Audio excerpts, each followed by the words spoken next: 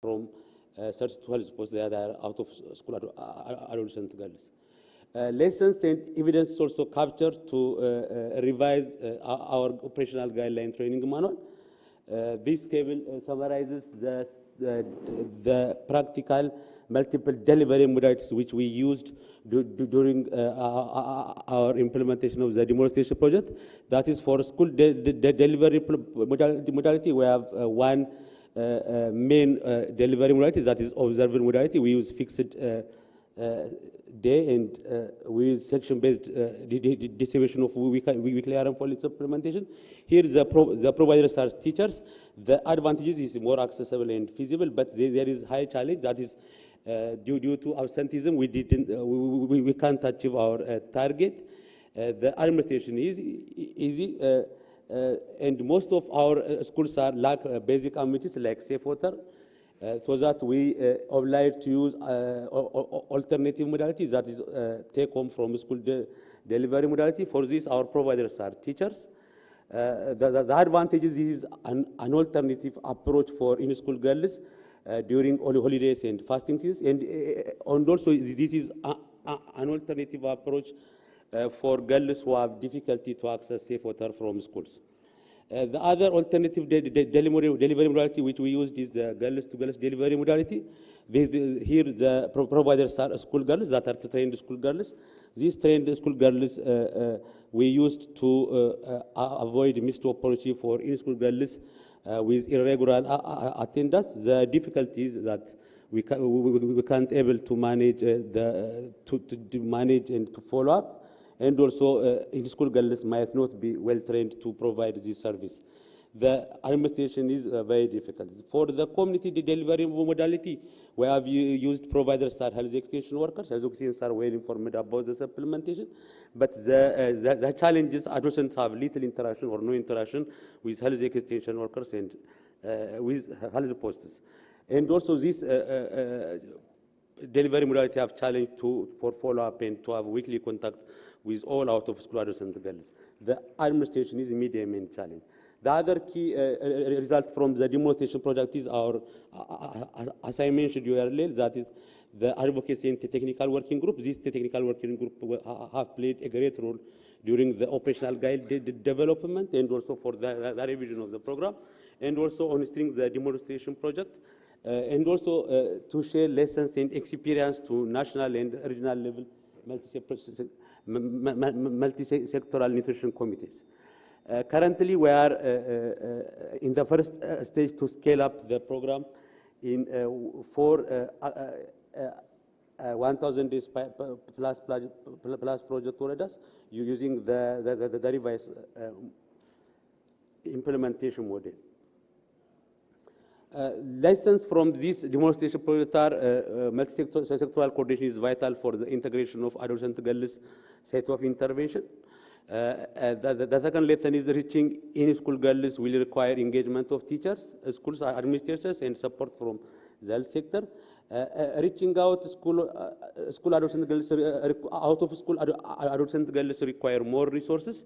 So optimization should be considered by integrating with the existing nutrition-specific services. Out-of-school delivery channels may include health extension workers, community structures, and in-school girls, and as well as facilities. Social behavioral change community activities implementation should consider distinct channels and messages that are appropriate for adolescent girls, teachers, parents, and influencers for demand creation and sustained use of WIFAs. And the last but not the least is teachers and health worker motivation is very critical for the effective implementation of this program. The next step is we are currently revising our implementation model using the demonstration project results. And also we are currently conducting costing exercise to model the cost efficiency of adolescent girls nuclear and for supplementation intervention program implementation. By doing so, we will develop weekly RM folate supplementation scale-up costing tool for Ethiopia. And also we will continue scaling up WIFAs in more than 80 waradas to reach about 1 million adolescent girls in Ethiopia by 2019-20. And also we will continue to capture lessons and evidences and to improve our implementation model. Thank you. Thank you, Armias. If there are any questions for Armias, we can take a couple of questions. There's one question. Yes, ma'am. What is the accelerating nutrition initiative you have mentioned in your presentation? Pardon? Something accelerating nutrition initiative in second or third slide.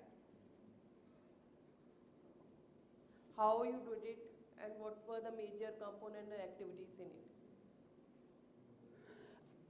Accelerating improvement nutrition is not our project, but there was a baseline study conducted by WHO and Addis Ababa University for accelerating improvement nutrition program. That is, I quoted the reference from accelerating nutrition improvement programs. We have found the anemia prevalence of adolescent girls as high as 30%, but we are not working on the accelerating nutrition improvement program. Thank you, Armias. Okay, one more question and then we'll move to the next presentation.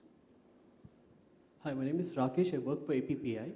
And one of the big challenges we are facing here is to how to reach out to the out-of-school adolescent girls.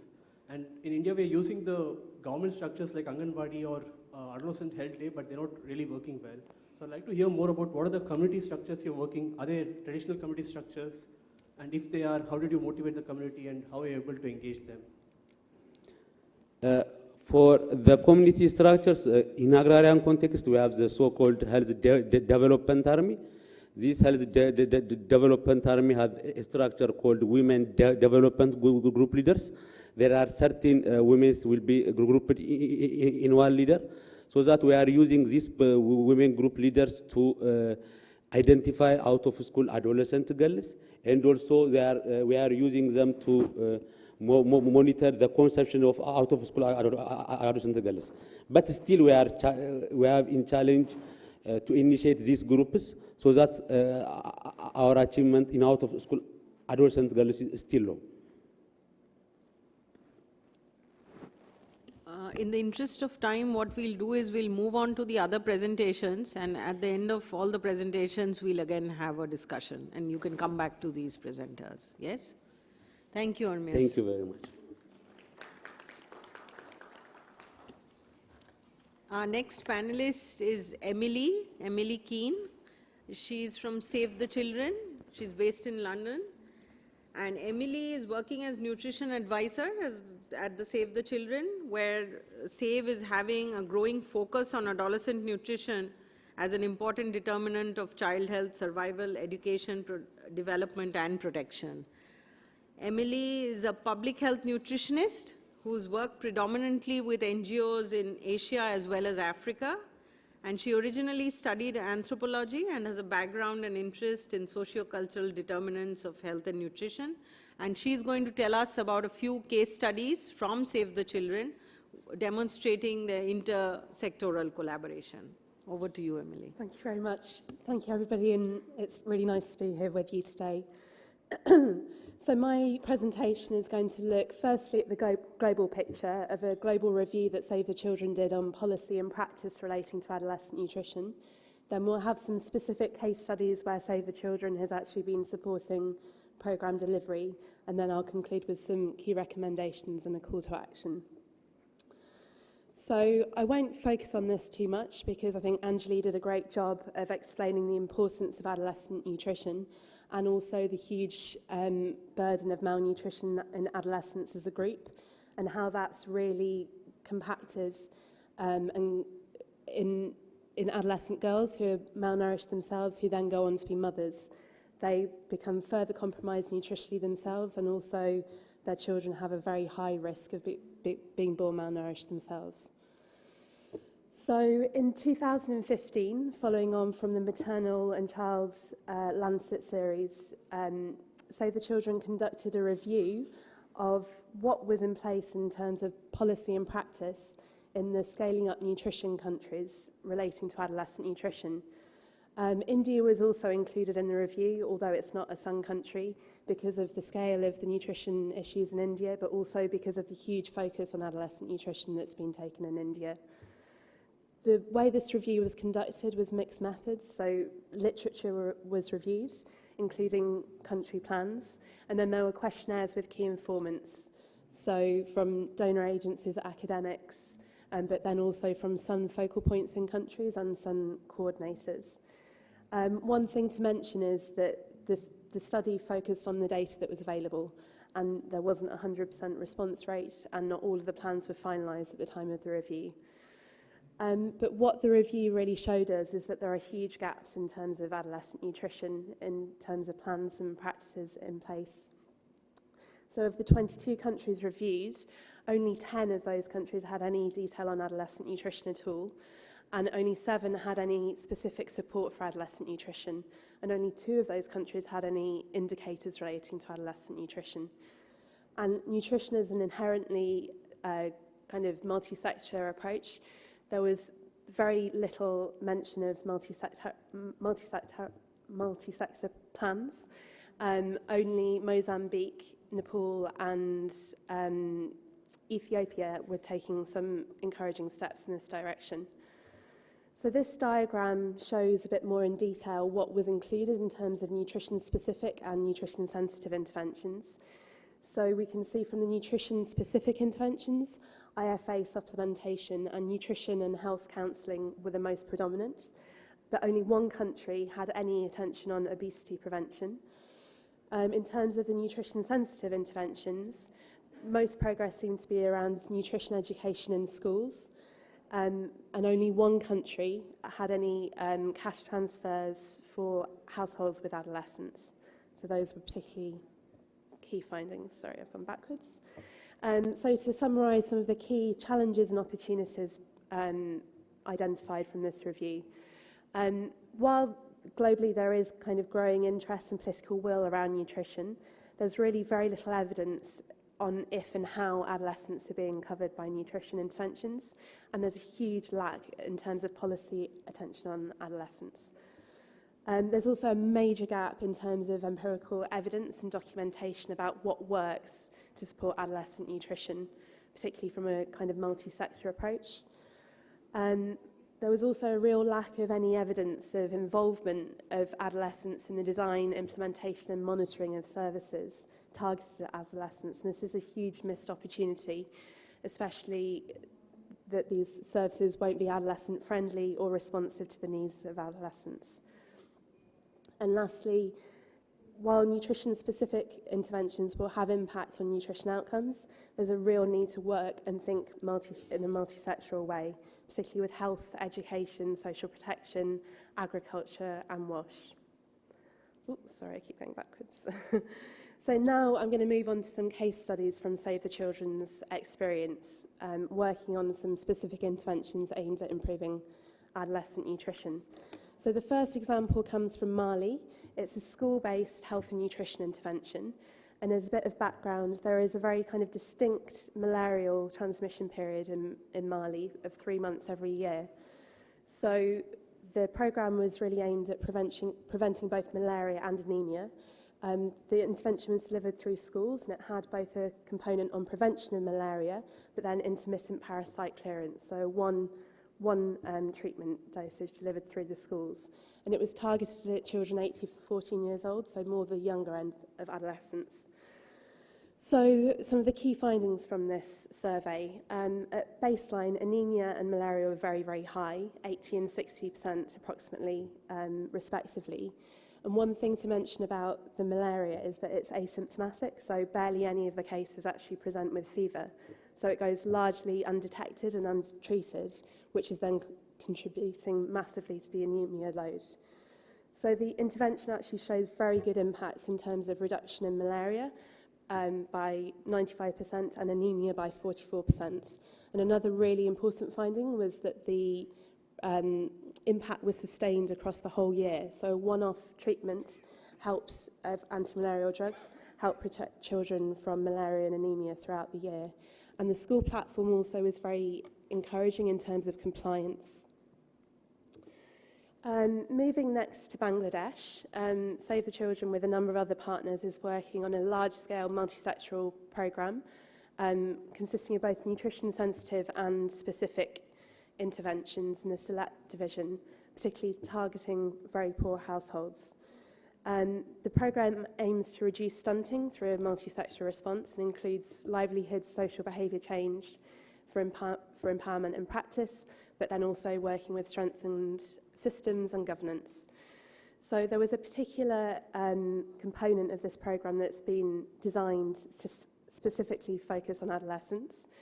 And it's a combination of different interventions, including livelihood support and training, life skills training, and then nutrition education and behaviour change. And that element of the programme is delivered through peer support groups, with separate groups for girls and boys.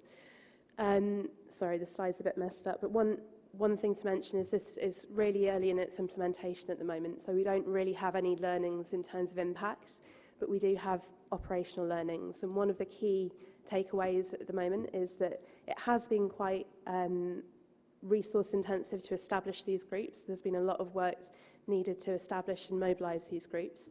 But once the groups have been formed, they seem to be very strong and very dynamic. So it seems like a very promising approach. The last example comes from northern Nigeria, where Save the Children, together with UNICEF, Action Against Hunger, and the Ministry of Health, are delivering a large-scale nutrition-specific intervention, really targeted at reduction in malnutrition in mothers and children. And one of the components is around promotion of optimal infant and young child feeding practices. So one of the key things here really is that through implementation, it was realised that the types of progress and impact on infant and young child feeding practices really wasn't being achieved. And this was because there's a high rate of teenage pregnancy and marriage in these populations, and there are some specific risk factors relating to adolescent mothers that weren't really being addressed by the programme implementation, to do with mobility, decision-making, and the role of older women around infant and young child feeding practices. So this really prompted a bit of a review in terms of implementation strategies, and specific support groups have been set up for adolescent girls, so that they're in peer groups, but also targeting other key decision makers at the household and community level who will also influence infant and young child feeding practices. So just to conclude now in terms of actions that need to be taken and the way forward, it's clear that there's a huge need for the international community to pay greater attention to the nutritional needs of adolescents. There's huge gaps in terms of data and evidence. We need more data that's disaggregated by age and sex, and there needs to be more evidence in terms of what works in terms of reaching adolescents with nutrition interventions. There also needs to be a huge emphasis at a national level in terms of prioritising adolescents in policies and practice. They need to be really recognised as a distinct group with distinct needs and distinct capacities, who need to be involved in the design, implementation and monitoring of services. And we also need to be really clear on very context-driven solutions as well, thinking back again to Anjali's presentation about those complex pictures of different burdens of malnutrition in different contexts. Nutrition is inherently a multi-sectoral issue. We need to work effectively across sectors. Nutrition alone won't do it. And we need to really harness the opportunities, particularly with interventions aimed at delaying marriage and delaying pregnancy, but also thinking about what the opportunities are with health, with education, with social protection, agriculture, to make them more nutrition sensitive. And lastly, we need to recognise that unless we have more focus on adolescents, we won't fulfil the commitment of the Sustainable Development Goals to leave no one behind. And without looking at this group and their particular needs, we won't have the ability to meet the World Health Assembly targets relating to nutrition. Thank you. Thank you, Emily. Thank you. We could take a couple of questions if there are any. Yes, ma'am.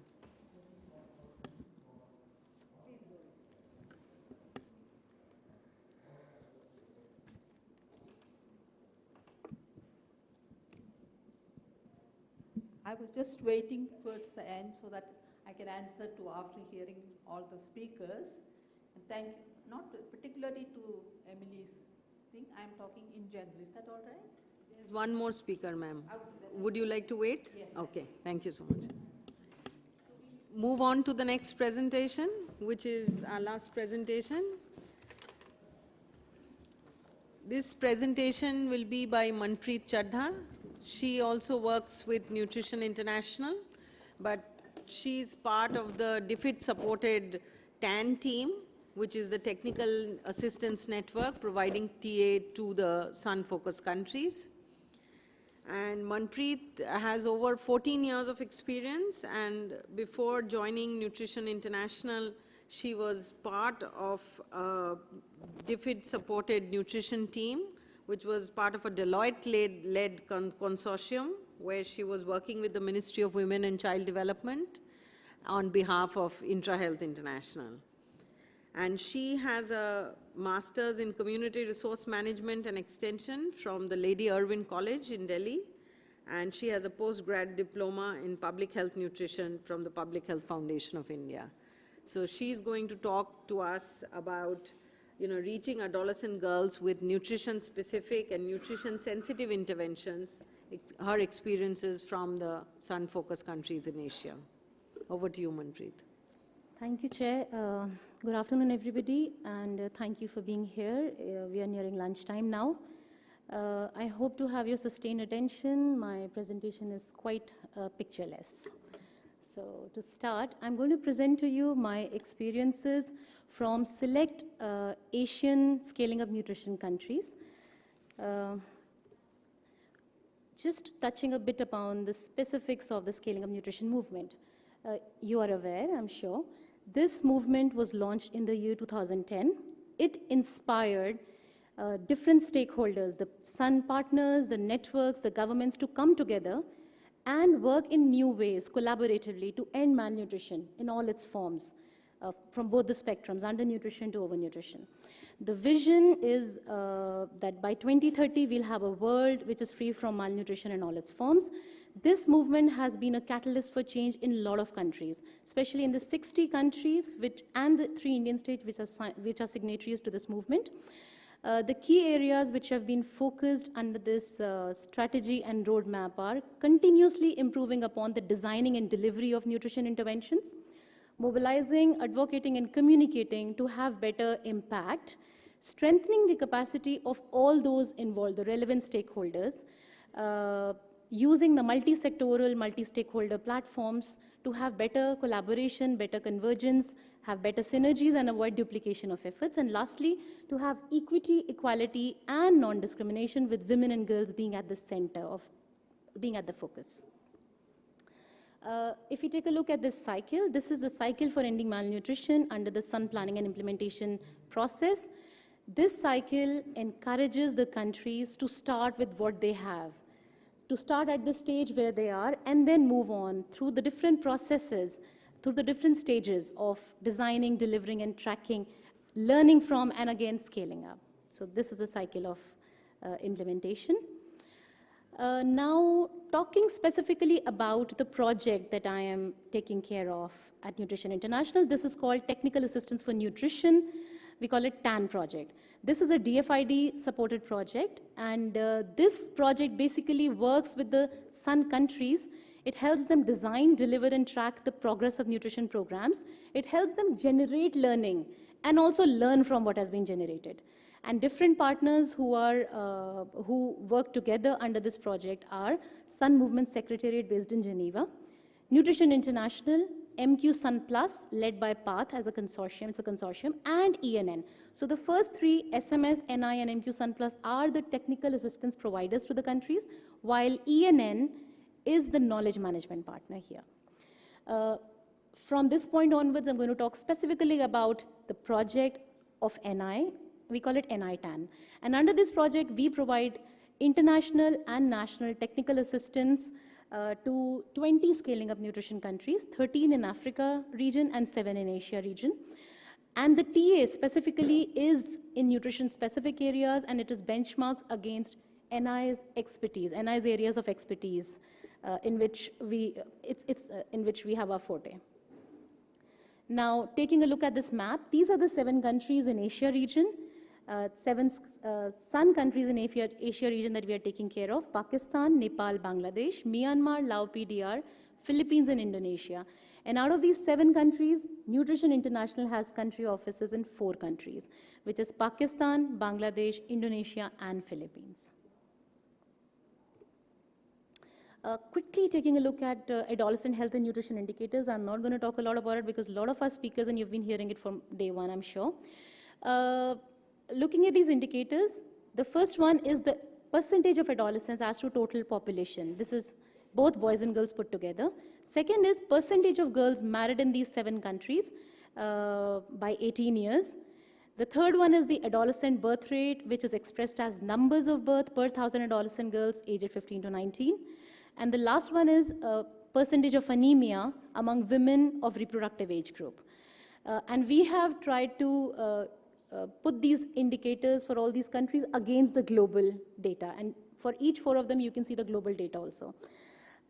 It's very interesting to see that we don't have very relevant data for adolescent group, especially not broken up into 2 subgroups, 10 to 14 and 15 to 19. And knowing their needs are so different, policymakers need to have that kind of an understanding to take decisions. We don't have that kind of a data. If I talk about trends, interestingly, we don't have very strong trends here coming up from this slide. But it is still worth noting that some of the countries have everything really high, like Bangladesh has more girls getting married by 18. They have higher adolescent birth rate. Bangladesh has more anemia among women of reproductive age group. Similarly, Laos, PDR. Similarly, Pakistan and Nepal. So I wouldn't really be very confident in saying there is a very strong trend that this country has is on number 1 for every indicator, but no. But yes, there are some trends which can be seen here. And interestingly, 11% of all births are still to adolescent girls aged 15 to 19. And 1 million adolescent girls less than 15 years give birth every year. That's the kind of situation we have, and that's the kind of data gap that we have. So now I'm going to talk about my experience working with these countries directly. What are the challenges that these sun countries are facing when they are working on policies and programming around nutrition, adolescent health and nutrition? This is a very new group. This is a very new target group. We have very less understanding of what are the specific needs for these 2 subgroups under this larger group. So the government is really challenged when it comes to strong policy and programming for adolescents. Again, they have limited pool of resources. A lot of the countries are resource constrained. They have a lot of competing priorities in terms of allocation of budget and further its utilization. So they have very competing priorities among different target groups.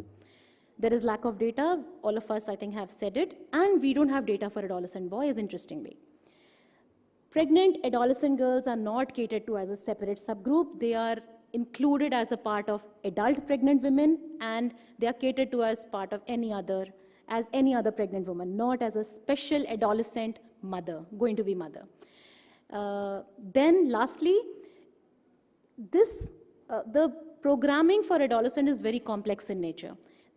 It has to be multi-sectoral in approach, and this is an area where the governments have a lot of constraints in understanding, in working together, bringing all the important sectors on the table and then work collaboratively. It is really challenging in the countries. So we need to look into this issue if we have to address the issues of availability and accessibility of services among adolescents. Now, what are the strategies that these sun countries have taken, these 7 Asian sun countries have taken? So as we can see here, I have tried to put it as nutrition-specific and nutrition-sensitive strategies. Adolescent has been identified as a separate target group, but by a very few countries. In very few country plans, you will see this as a specific target group. And let me tell you, all these 7 Sun Asian countries have nutrition plans, have multi-sectoral, multi-year plans, but in different stages. Iron folic acid supplementation, whether it's weekly or it's intermittently, has been adopted by a strategy by majority of these countries, and it is a part of their policies and plans.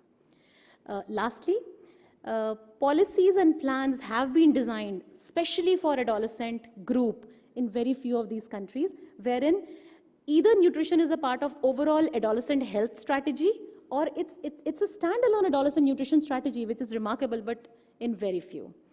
Now, looking at the nutrition-sensitive interventions, this is still not being understood, largely by the countries.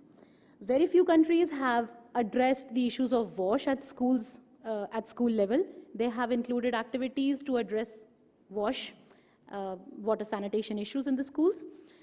Few countries have included interventions to increase the production and use of foods in schools and communities, especially for midday meals and to promote nutrition counseling.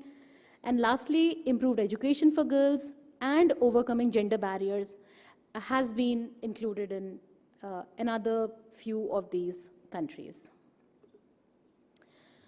What is the way forward for us and the governments?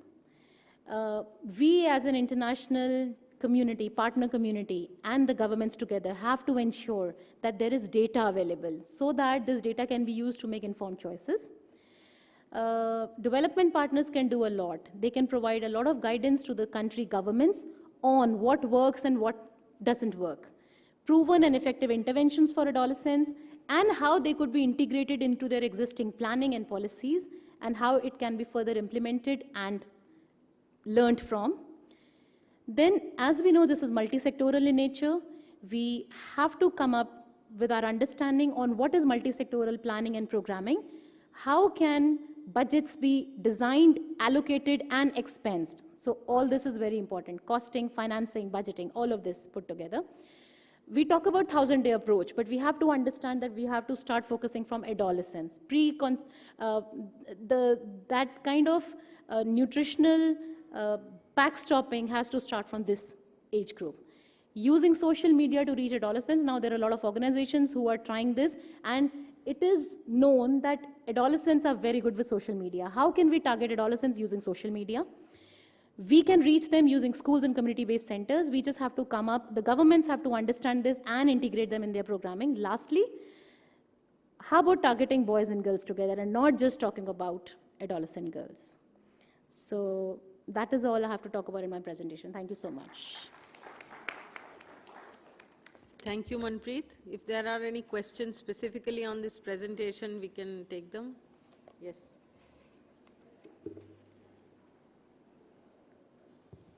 Hi, Manpreet. You talked about the multi-sectoral plans that have been developed in 7 countries. So I would like to learn from you that what has been your experience in terms of engagement with nutrition-sensitive ministries, in terms of WASH, education, social protection, and what strategies you have used to improve their commitment to nutrition, their budgeting towards nutrition, and their engagement in planning and tracking of results. Thank you. Ma'am, would you like to ask your, is it for her or general? General, okay. Okay, so I'd like to answer this question. Thank you so much for this question. This is very important. So Sun movement basically is multi-sectoral in its nature itself. The Sun focal point, who's there at the country level, has the mandate of bringing all the relevant sectors, all the relevant partners on the table for further discussion and designing of plans and policies. It is not easy. It is easier said than done. It is very challenging. The trick here is how the countries, the governments, and the donor communities are working together to look at what is important in every sector for nutrition, adolescent, for nutrition, not adolescent, I wouldn't say that, for nutrition and how it can be brought on the table. We are working with different sectors in different countries. All these countries are at varied levels of planning and programming implementation. So in the countries where it's being successful, I would want to say Nepal here. Nepal has very strong multi-sectoral community which has come together. So the Sun Secretariat is under the Ministry of Planning. It's higher than any other sectoral partners. That is one of the important learnings that has come out, that the Sun Secretariat, the Nutrition Secretariat, has to have that capacity and powers to bring all the sectors together. And that is how the nutrition groups, the nutrition government unit in these countries is being empowered to be able to have that capacity to bring all and discuss the larger issues. Interestingly, we have been providing so much of technical assistance under this project. We've been receiving so many different kind of technical assistance requests. None of them has been for adolescent planning and programming. So, thank you so much. Question?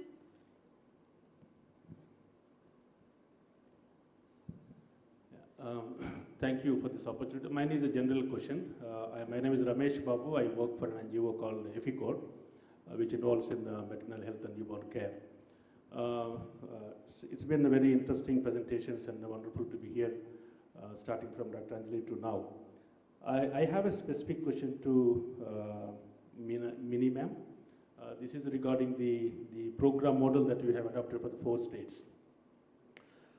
I mean, when you look at Gujarat, it's very heartbreaking to see that Gujarat is being, one of the intervention area,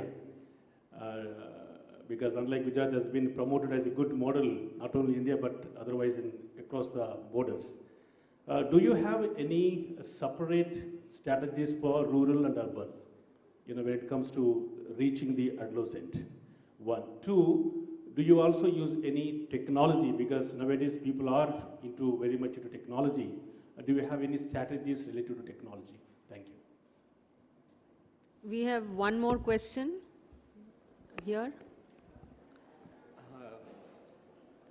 Good afternoon, everybody. I am also working Nutrition International. My name is Manoj.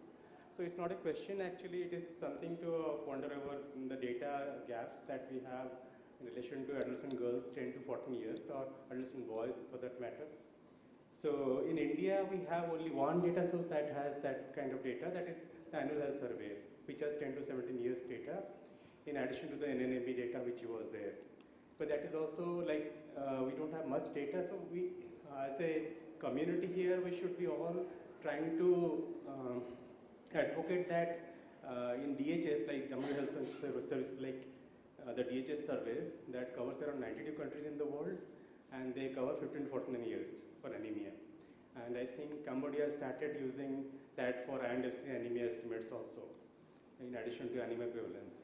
So I think wherever we are working in different countries, wherever we are a part of the DHS committee for the next round of DHS, like there are different versions of DHS. So we should be promoting that not only 15 to 90 years, we start with 10 to 49 years, like for anemia, and so that we have data for boys and girls. And in the annual survey that we are seeing that there is no difference between boys and girls with respect to anemia. So I think that is what I thought of saying. Thank you, Manoj, for your comment. We'll come to her first because she's been waiting. Yes, ma'am, please go ahead. In fact, since yesterday, we have been hearing a lot about adolescent nutrition anemia. And I really like to say, I am a professor from the All India Institute of Medical Sciences. Now I work through an NGO of my own, which is the Fluorosis Foundation of India. And our focus are 2. We work on pregnant women, correcting anemia, and we also work on school children, both boys and girls, and correct anemia. And I really like to mention here that to correct anemia in school children, you do not need iron and folic acid supplementation. Whereas for pregnant women, you need. Now why, when I said this, we need to look up, when I said you don't need iron and folic acid, what is the mechanism of why anemia occurs in school children in all countries that we have heard so far? We have never looked at the environmental toxins. Environmental toxin is a major concern. All the states in India and most of the developing countries. And I don't want to go round and round without the naming the toxin. I'm talking about fluoride. And the 4 states in which you have a program, which Mini Varghese talked about, Chhattisgarh, UP, Madhya Pradesh, and one more, Gujarat, I think. And yesterday there was a presentation on a similar topic covering 4 case studies from Bihar, Orissa, Maharashtra, and Ministry of Health person herself spoke on the processes which they have developed. But then I felt No one looks at this angle. In fact, in India, the problem is not undernutrition or malnutrition. The problem is non-absorption of nutrients. The moment you take fluoride high, it peels off the intestinal mucosa. There is no microvilli left for it to absorb the nutrients from the diet or orally administered iron and folic acid tablets. This is the issue, and no one is looking at that. So what do we do when we go to the schools? We do introduce diet editing and diet counseling. When I say diet editing, we are focusing on all sources from where fluoride can enter your body. Many people don't understand water is not the only source for fluoride when you drink untreated groundwater. That is one of the sources, but that doesn't worry me now, because the sources through which fluoride enters the body are 29 items through which fluoride can enter the body. And every one of us are consuming it if you are not aware of it. But then what is the indicator? Today technology is available for you to see whether you are exposed to fluoride toxin or not. And it's so worrying. Fluoride is not only a neurotoxin, it's a hormone disruptor, and it's an enzyme inhibitor. One of the worst chemical elements which can enter your body is fluoride. And how do you detect it? You test urinary fluoride. So the moment we go to the schools, our program envisages testing urinary fluoride. If it is girls, we don't take the urine sample during the menstrual period. That is explained to the parents before we get the consent. And once urinary fluoride is withdrawn and we bring it back to the normal limits, the GI mucosa regenerates in a matter of 4 to 5 days, and nutrient absorption takes place. And what is our indicator? We measure hemoglobin, and we raise hemoglobin from anemic level to 14.5 grams of hemoglobin in a matter of 6 months. And these are funded by Indian Council of Medical Research. I wanted to go on up to 1 year. Then the DG said, you have proved a point, your hypothesis is valid, you now stop it, we have fund constraints. I said, okay. Now we have become an agency to counsel pregnant women. They need iron and folic acid tablet, but they all eat junk food, which has the highest fluoride content. And where this fluoride content comes into the food and beverages, it is on the rock salt. Rock salt has 150 times more fluoride than what the body can tolerate. And that is what is sprinkled in our beverages and masalas and all culinary practices. One of the things which I wanted to say, in Africa, they have a problem with the rock. And the rock which they use in cooking is magadi. Magadi is added in all African countries for cooking the meat and enhancing its taste. And both magadi and rock salt has the same volcanic origin, and it is the highest contaminant. I spoke to many African delegates here. They know magadi has high fluoride, but they never thought anemia could be a result of taking these things. And we promote diet counseling during parent-teacher meeting. We give counseling to the mothers, and we have a set procedure, simple procedure which everybody can adopt for improving nutrients. Thank you so much. Publication which I like to share with you, ma'am. Okay. It is one in British Medical Journal and the other in National Journal of Medical Sciences. And we have published these reports and they are available data. And especially when Minnie said in 1919 you are extending states to 260 districts, you are enhancing your program, I think it's worth trying, because iron and folic acid supplementation is not sustainable. Nobody will go to the market to buy the iron tablet, they will buy food. You've got to teach them what to eat and what not to eat. That's the most important issue. Thank you, ma'am, for sharing that. I think we'll have a separate conversation after this. Thank you. Yes, please. You wanted to ask a question? Yes, second row, please. Could you give her the mic, please? And then we'll go back to the gentleman there. Yes, hi. My name is Maria Lucian. I'm from Peru. I have a question, because in many of our countries, the focus on nutrition is in pregnant women and children under 3 years.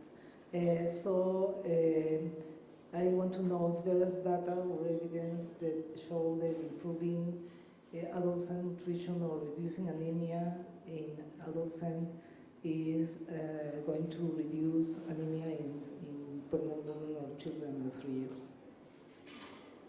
Would you like to? Should I take it now? And let's hear the question from the gentleman at the back, and then we can take both the questions together. My name is Rakesh Jha, and I am from Pathfinder International. I work in Bihar. First of all, I would like to thank, it's a very enlightening, all these paper presentation. My question is basically to Manpreet, and it is about, she talked about the multi-sectoral, it is not a question basically, I want clarification. It is she talked about the multi-sectoral approach. And in that, she underlined the importance of planning. And in one of this country, the planning department is looking after the entire nutritional issue. In fact, exactly something has to be done in the other places. The intersectoral convergence or intersectoral planning is a basically structural issue. Unless you do something out of the box, it will not happen. And what happened, and this is the planning department doing this, is historically in India also that was done. Most of the state planning department used to do the planning for the important sector like agriculture, health, nutrition and all. Somehow it is not happening. Earlier it was in the Bihar also and very strong. But we need to have some advocacy on the structural issue. Unless we are done, I think it will take long to achieve this. Thank you. Thank you. Thank you. So I'll request Anjali to take the first question. Can I just go back a little? I will start with the question that was asked much earlier in the presentation about Punjab. You're right that the nutrition needs have been sort of put towards the back. And that brings us to the problem of data. We can assume that when we talk about Punjab, the nutritional status is a little better compared to the rest of the country. So it is assumed that nutrition will not be a problem in adolescent girls, hence the lack of importance. Also, what works in one state will not automatically also work in the other state. That goes for countries, that goes for regions. We have to realize that they're not going to be tailor-made questions that can be implemented everywhere. So that doesn't completely answer your question, and we're also looking for solutions, but I do want to highlight the example from Sweden. Sweden in the 1970s was facing epidemiological transition that developing countries are facing now. And for a country like that, which is covered in snow for 9 months, it is very difficult to ensure health and well-being. The biggest problem was a rise in the NCDs and cardiovascular diseases. So they actually built their national health policy around ensuring that people get out of their homes and exercise. That's kind of, and they eat vegetables. It did not talk about any other health problems. And they did this in 1970s. Maybe we need something like that now. You know, that's what I talk when I mentioned cross-learning in my presentations. We need to go back and look at examples. What works maybe. Maybe we need to do that in Punjab. I don't know. I don't have a solution. But we need to think out of the box because the problem is looming. I will take the second question on the environmental toxins, fluoride. Ma'am, thank you so much. This is exactly the type of data that we need. When we design public health interventions, and this is when, I'm again coming back to data, we do not have, the kind of national surveys that we need. The only indicator, as I said, for adolescents that we're working with is anemia, the hemoglobin content. I completely understand with you, the causes may be different. As you mentioned, the cause is fluoride. We also know that in the malaria endemic areas, it is malaria. It is not iron deficiency anemia, right? So, I mean, that is, and I really thank you for that. Maybe we'll talk after this discussion. That's sort of, that's when I talked about it, that's what I meant. This is what we need. Talking about evidence on of adolescent nutrition interventions on pregnancy outcomes, there is maybe not that direct link, but there is now increasing evidence that improved nutrition is required before conception to ensure healthy pregnancy outcomes. We also now know that there's increasing evidence for origin of disease and illness in later years that links the origins of disease to the health during adolescent years. But the problem is when you're designing a public health intervention, you need nationwide surveys. And these indicators are not captured in any health, the DHS doesn't cover it like Manoj pointed out.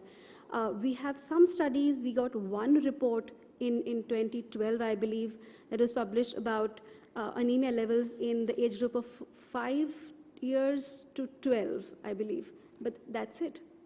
We don't have reports, we don't have surveys. So I think the message that I'm getting from all these questions is that we again need to sort of keep working.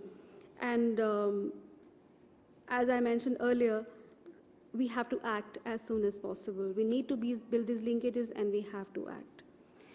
Are there any more questions? I think there was one question related to Gujarat. There is, as such, these programs currently the districts which is covering is predominantly rural districts. So there is no urban, large urban areas has been covered first. And second question you had about whether we are using any technology. So the technology, we looked at it as part of the formative research, how far the adolescents, especially the adolescent girls who has access to mobiles.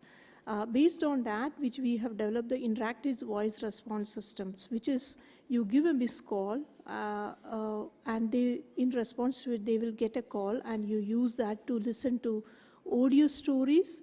And end of the audio stories, there are specific questions which are the messages on nutrition, wash-related messages and anemia, and you answer it, and there is a contest through which they get a prize as talk time. So we introduce this as part of. So that's one aspect of technology that we have been using it part of this project. So I hope I answered your question. Yeah. So if there are no more questions, we'll bring this symposium to a close. I would like to thank all my panelists who have put a lot of thought behind their presentations, and I hope all of you found the presentations useful. We've, I think, touched upon a lot of issues relating to, the global trend, what is the lack of, research and data gaps, intra-region, inter-country, disparities, how one formula will not fit or work for both out-of-school as well as school-based adolescents. We have heard on environmental toxins and how we need to, take that into account to address anemia. We've also heard some lessons learned and challenges from demonstration projects as well as case studies from different parts of the country.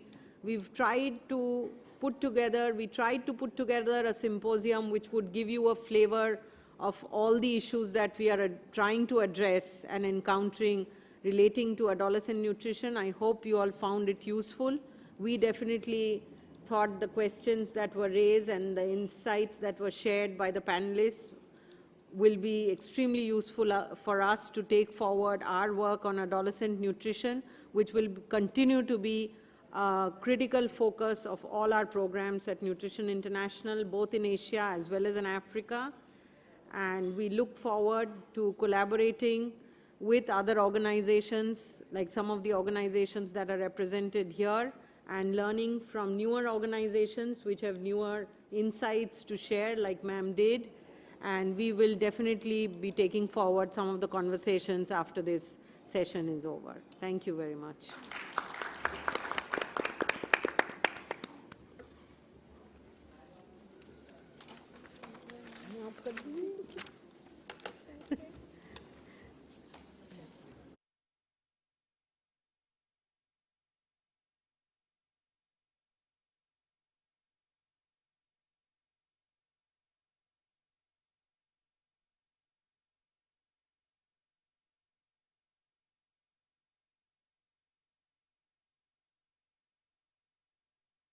Instead of promoting a full range of methods, including oral and long-acting reverse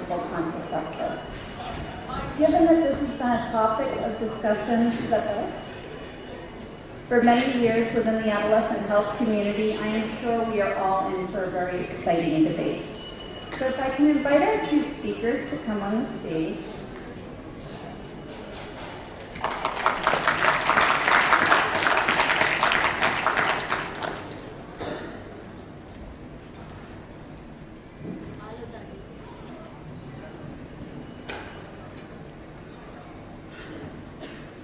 Okay, so Kate Easton is going to be convincing all of us why all of our efforts should be focused on condom promotion.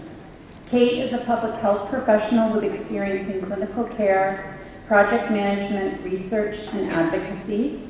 She serves as the Director of Country Coordinators of the International Youth Alliance for Family Planning, which she co-founded alongside a group of dynamic young people at the International Conference on Family Planning in 2013. Kate is currently Program Officer for the Challenge Initiative at the Bill and Melinda Gates Institute for Population and Reproductive Health. Then we will hear from Iaah Chowdhury, who will be arguing vehemently why instead we should be promoting a full range of methods, including oral and long-acting reversible contraceptives. Iaah is the founder and managing trustee of the YP Foundation. An Ashoka and Inc. Fellow, she serves as an advisory member with the Department of Education, Government of Delhi. She's also a founding member of the International Alliance Research, as well as a regional policy advisor at Regions Refocus, and is an advisor of the Global Fund for Women. So I just want to quickly go over the structure of the debate in case you weren't with us yesterday. So we're going to start out with a vote, just to quickly get a sense of in the room, what side of this argument are you on? Then, as I mentioned, Kate is going to be presenting why it is that we should be focusing all of our efforts on condom promotion. Iaah will then offer rebuttals about why instead we should be promoting a full range of methods. And then we'll have comments from the floor. Then each of the presenters will have 2 minutes to offer up concluding remarks. And then we'll take a vote to see whether there's any change of opinion after you've listened to the two sides. And I just want to quickly also go over that we only have 5 minutes for comments from the floor. So please, no questions. What we want is if you have an opinion or a comment that you would like to make, please do so, but do so briefly. I hate to cut people off, but I will be very strict with time so that we can get a couple of different opinions in the room. And then if you do want to speak, please make sure you get your hand up quickly and we'll have mics that will be being passed around the room. Okay. So with that, let's see, get a sense of where people are in the room right now. So if you agree that we should be focusing all of our efforts on promoting condoms for adolescents, please raise your hand. Condom promotion. Okay. And if you believe that we should be promoting a full range of contraceptive methods, raise your hand. Wow. Okay, Kate, I'm glad that you are passionate. You have your work cut out for you.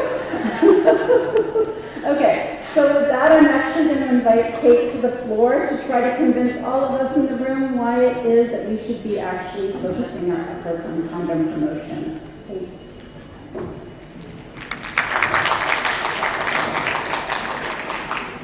Okay.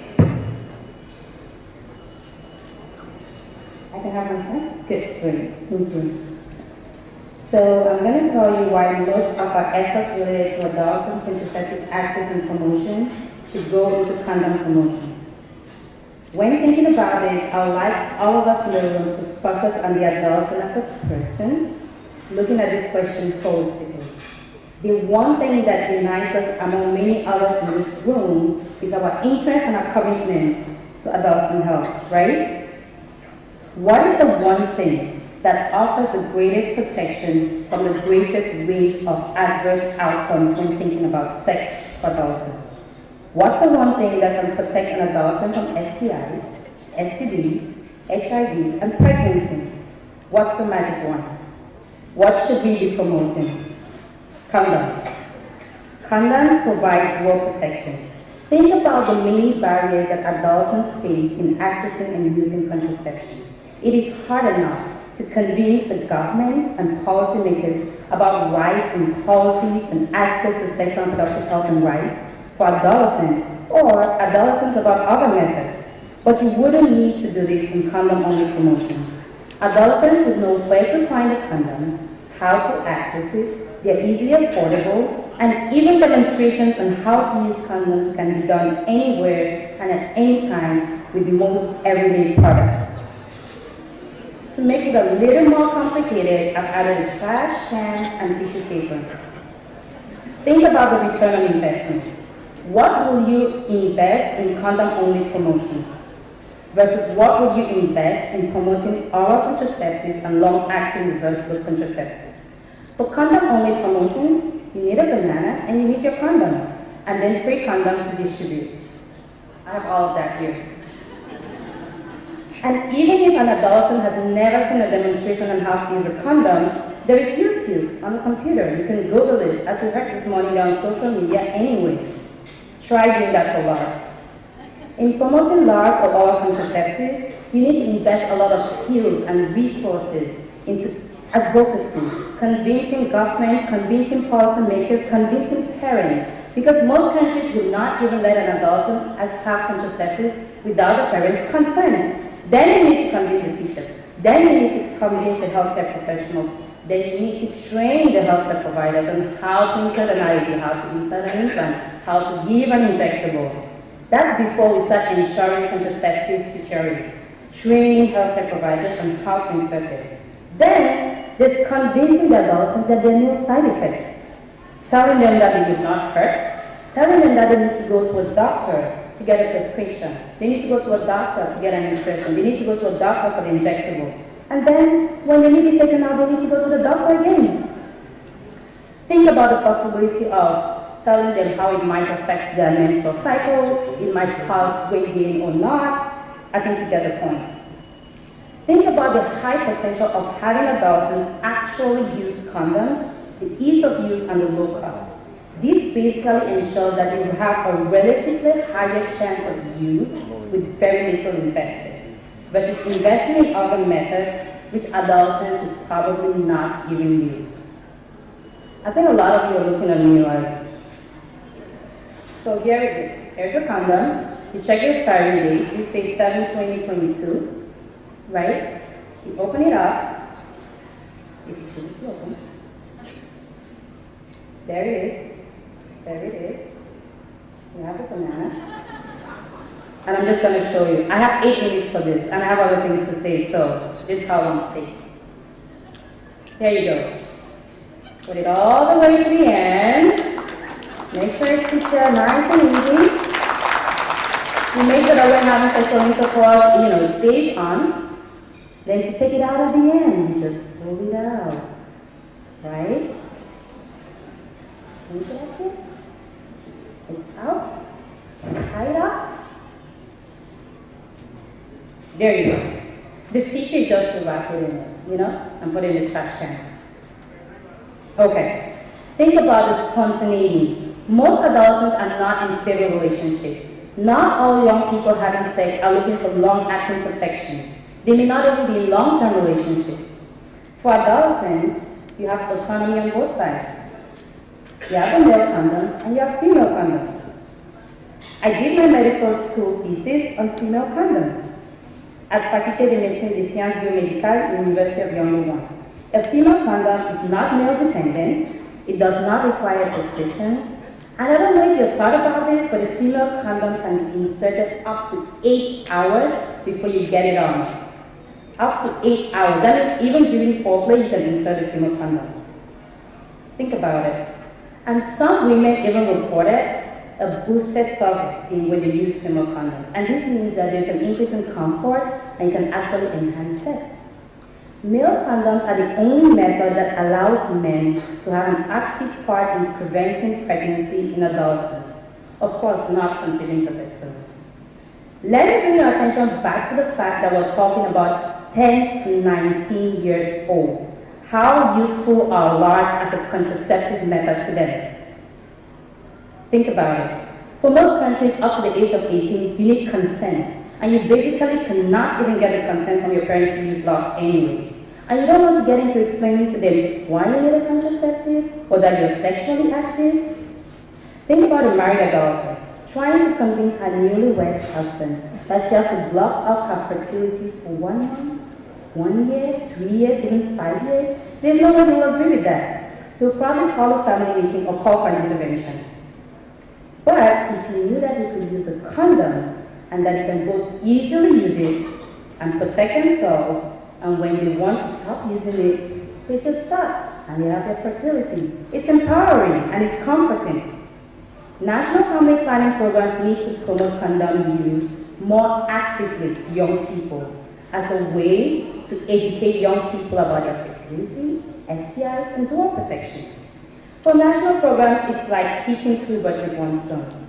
It's a way to connect to adults, and especially those who are unmarried, and they are not thinking about family planning. They're thinking about sex and contraception. Condoms are relatively easy to use. They're free and cheap. Fewer side effects, fewer medical contraindications, no minor surgeries, no pain. Where would an adult can get a condom? In the pharmacy, roadside vendors, they are free on the counters of some clinics. And for those of my supporters in here, hopefully they have increased in numbers, I have Iaah branded condoms for you. So after this, you stop by and get some condoms.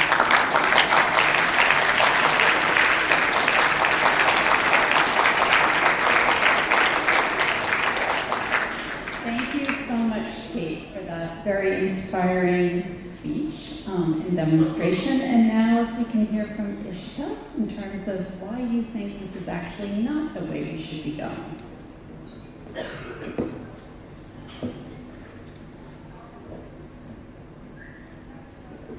No demonstrations. Slightly easier to end than mine. So the reality of how people use contraception in the world today is that method-specific contraceptive prevalence varies widely, and we have large regional differences in what kind of contraception is preferred and where.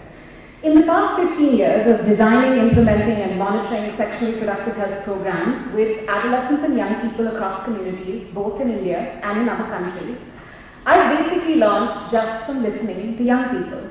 And I've come to understand that if contraception is not empowering young people, if particularly for young women and girls, it's not helping them have autonomy over their own bodies, it is not helping them enjoy their sexuality, take decisions over their own reproductive health and rights in the manner that they deem fit, and negotiate and reduce the vulnerabilities they are at risk to, it has failed them, irrespective of the form in which it is provided. The larger question here is not just whether all efforts should be put into promoting condoms instead of promoting oral or long-acting reversible contraceptives. It is in what is it that's going to help us ensure that we give this age group the best possible chance to ensure bodily autonomy and bodily integrity. Both are central to ensuring adolescent health and well-being, and I frankly believe that a wider basket of contraceptive choice, particularly oral contraceptives and locks, gives us a better chance of reaching adolescents and young people in the full diversities that their lives exist. In this century, and I hope I'm really preaching to the choir here, 1 in every 6 in the global population is in the 10 to 19 age range. In developing countries, 60% of adolescent girls are between 15 to 19, and 30% of that cohort have experienced intimate partner violence. In this context, ensuring the decision of if, when, and where, and how to use contraception has to be in the hands of women and girls, and that is essential to ensuring their human rights. This is the very least of what any public health system should be able to provide to its own adolescents and young people. We heard Dr. Dereja from the Ministry of Health and Family Welfare today morning say that 1 in every 5 adolescents globally is an Indian. In a country with 253 million adolescents, where for a majority of adolescents and young people, first sex is unprotected and forced, and for a sizable population.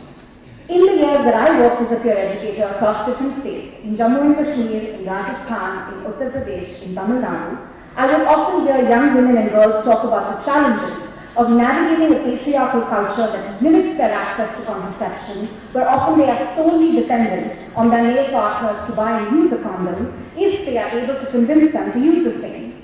And many girls, as a result, access over-the-counter emergency oral contraceptives because they want the privacy of understanding and being informed of the full range of options available to them.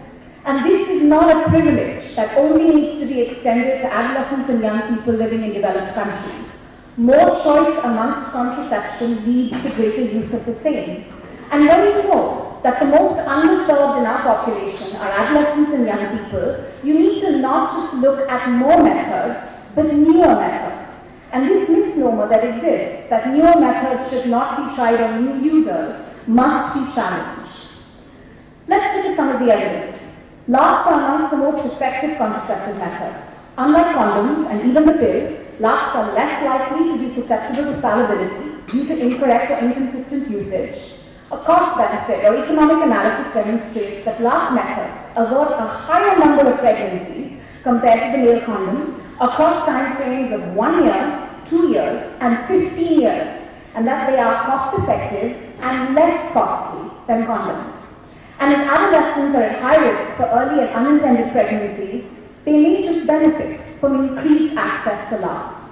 But this is not just about preventing unintended pregnancies, but also about improving access to comprehensive forms of contraception to address maternal and infant mortality in low-resource contexts. And globally, we know that projections show little change in terms of addressing the unmet need for family planning amongst women and girls. We live in a global time that's very rampant with irony. It is permissible to talk about the rates of sexual violence that adolescents are experiencing, but we cannot guarantee them access to services or justice. We know that child marriage and adolescent pregnancy are stark global realities. 1/3 of girls in developing countries are married or in union before 18. 12% are married or in union before 15. 16 million adolescents between 15 and 19 are giving birth annually, and for many we know that these are not planned and perhaps not always wanted. But we can ensure that adolescent girls and young women have full access and full choice, to borrow a phrase, and access to a comprehensive basket of contraception that includes long-acting reversible contraceptive options and comprehensive sexuality education, to be empowered and to make informed decisions. And yet here we are, debating one approach versus another, when really, absolutely, we must have more options on the table. Options that do not discriminate on the basis of marital status, sexual orientation and gender identity, caste, religion, parity, and disability, amongst other factors. Today's debate shouldn't lock you into thinking of which form of contraception is better than the other, because that is such a limited way of looking at this discussion. The beauty of reproductive choice is that adolescents and young people should get the right to decide that reality for themselves. That decision should be theirs to make, and not yours to make for them. So it should really push you to think, how strange, how unacceptable, and how crazy is it that we are still dealing with intergenerational issues of bias and prejudice in ensuring that adolescents and young people should even have rights to comprehensive reproductive health choices. That we are still uncomfortable acknowledging that adolescents and young people are having sex, they want to enjoy it, and they have a right to experience pleasure. We're so wrapped up in the conversation in the form of contraception we provide them, we sort of tend to forget why we're giving it to them in the first place. We have nothing to gain from limiting the options we put on the table, but everything to lose if we don't. And I'll wrap up by saying this. Adolescents and young people are a diverse population, and I'll borrow an example from a colleague, Karina, who said something that's kind of spreading like wildfire across the conference. She's a 17-year-old adolescent community leader from the White Foundation who's at the conference and was speaking at a panel. Promoting only one form of contraception is a bit like insisting on offering all adolescents and young people a size 10 shoe. They may want a sandal, or size 10 might not be their size, and for most adolescents and young people in my experience, telling them that they should only look at one option, and it's only the size 10 shoe that looks good on them. Folks, if you're parents, you know this. This never works. Variety is essentially the spice of life for a reason, and it's within our mandate as human beings, as policymakers, and as people working in the field of public health to ensure that we don't really deny access to choice because we have a predetermined bias on what is good for somebody else. Thank you.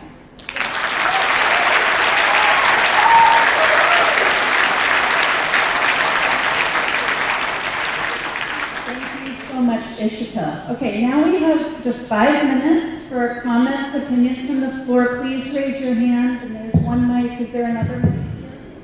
Okay, Marlene, do you want to start? Thanks. Two great advocates. I would advocate for double Dutch. Any method and comments.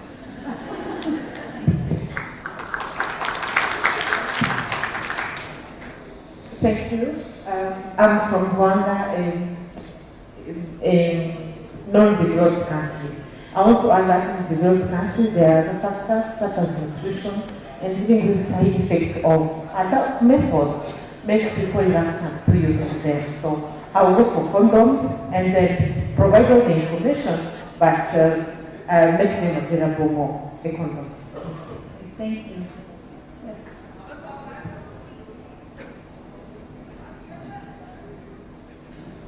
Thank you. That was really great. I'll just read what I wrote as they were debating. With the exception of condoms, to some extent, all other contraceptives must be used by girls and women.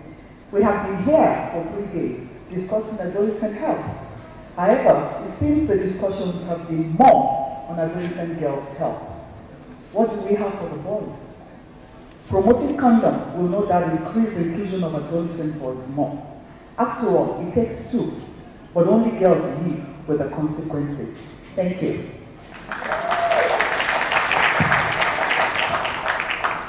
Good afternoon, and it's an interesting debate. Congratulations to both of you. Like the earlier comment came, I was scared 8 years ago. And I am new today because of the very fact that when you work in different contexts and different settings, there are different needs. So the method of contraception has to be need-based and not decided by us. Hello. Hall-3 from Cameroon. I really appreciate the both of them. They said really interesting things. But the truth is that we need to face the reality, which is the global context in which we live. Contraceptives, condoms are really important because this is a market. We might talk about health, but there is also the dynamics of market. I'm really for contraceptives, but I would think variety would be good because we need new markets. Because this is also a business, even if it's health-wise, people produce them, there is a cost for it. So that is why I think you bring in different methods which are going to be like India is already a new market because we have the biggest number of adolescents. So we should really think about promoting different variety of options which youth can get into them and they feel more comfortable. Thank you. Thank you. Hi, good afternoon. Hello. So as I agree with both of them, so as a youth and as from all the people, I would like all the methods as choices, and because this is the right, and we all need choices. So I totally agree with Ishita and also agree with Kate, and I would like to have a comment from you after the debate. Please. Any other comments or opinions? Yes. I'm Dr. Amasetu from Kerala. I would always say, side with Kate's Ishita's choice of having wide range of choices for adolescents. But at the same time, I also wish that in the condom programming issues, we in India, I think that a lot of people who believe about the reduction in pressure factor. I don't know, this should be something that maybe addresses this issue convincingly, number one. And the other thing is some religious occasions which many people quote when we advocate condoms to young people. So having these two in place, then I will always come for a big wide range of choices for condoms. Thank you. Thank you. So I'd love to hear a bit more about HIV and STIs and their importance and how people can prevent it.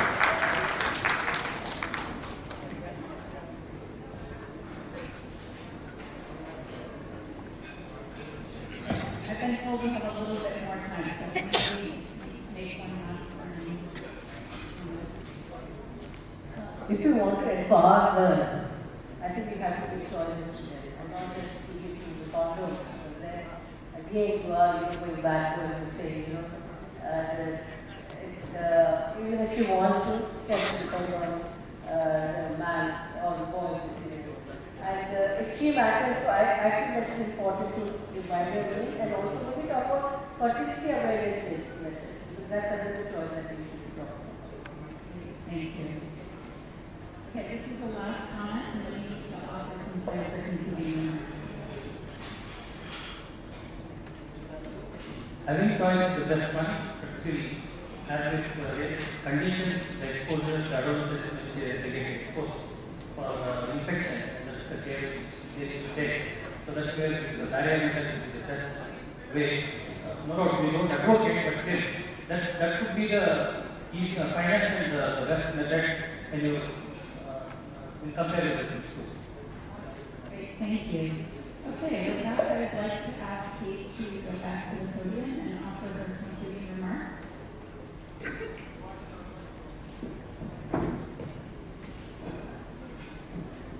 So I heard a lot about variety. Said variety, a lot of people said variety. Do you know you have condoms in different colors? Different scents?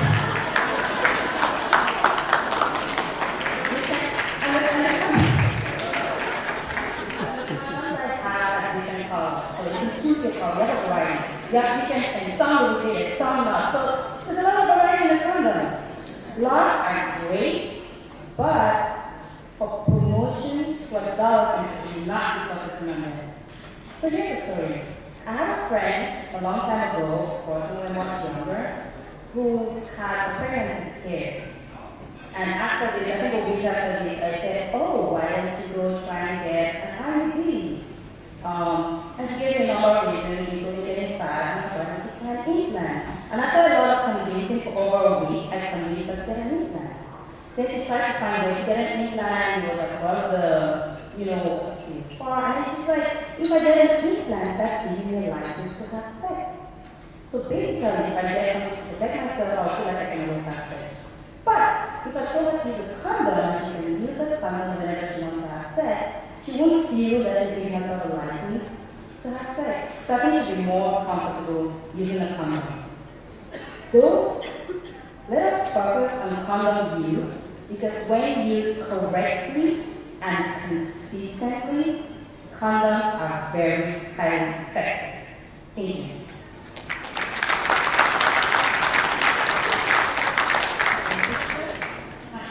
Go ahead, Gary. Where are we to go? Okay, so it's actually really important to be realistic. I think sometimes the danger in debate is that you lack the evidence to say things that it doesn't really say. So there is no one magic pill that solves everything. Oral contraceptives and LARCs come with their limitations. And we know that since adolescents and young people are disproportionately affected by STIs, including HIV, dual method forms of protection, such as LARCs and condoms, should actually always be emphasized, as LARCs do not provide protection against STIs and HIV. Continued accessibility in this case is also extremely important for young women and girls, and particularly those who are vulnerable. One of the biggest obstacles that adolescents, specifically unmarried girls, face in many contexts are the personal beliefs and biases of service providers about what forms of contraception, if any, are appropriate for them to use. So at the end of the day, withholding information on oral contraception or LARC, because we have concerns around the unintended consequences of decreasing condom use, is not going to help us. But promoting the messaging around dual protection, the dual method approach, to ensure that adolescents are not exposed to any risks or pregnancies or STIs, is actually a much more effective way. There is scope for misuse and a lack of information and myths and stereotypes about all forms of contraception, because the majority of adolescents and young people are not getting information in an evidence-based manner the way they should. So it's actually critical that we redouble our efforts to provide unfettered access to a comprehensive basket of choices, to comprehensive sexuality education, to actually help adolescents and young people make informed choices. We need adolescents to have a real-life Kate and a real-life Ishita with them telling them, hey, these are actually multiple choices you have at the table. Imagine how boring it would be if you only got to meet her and you didn't get to meet me. Public information at the end of the day that comes with a sex-negative approach and promotes abstinence, say for example, as often condom promotion programs land up doing, or that talk about the use of condoms as socially acceptable within marriage, also shouldn't be the messages that in this century we're sending out. And look, at the end of the day, this comes down to reproductive justice. Reproductive justice is about making sure that we are actually putting out a wide basket of choices that are affordable, that are acceptable, but most importantly, that are respecting young women and girls' decisions to use and not use different forms of contraception, to have them removed or not removed based on their choices so that their voices are valued. Negotiating condom use may be difficult for many adolescents, for girls and for young women in particular, and so could the use of locks and oral contraceptives. But the question is, how can we set this process up for success? How can we make sure that girls and women have complete control over their bodies and over their reproductive rights? And so for some, optimal control can mean choosing a method that will almost never fail. And for others, it may mean choosing a method that they want to start and discontinue with or without a healthcare provider. Just remember, ladies and gentlemen, a world with Kate and me is much better than a world without me. Thank you so much.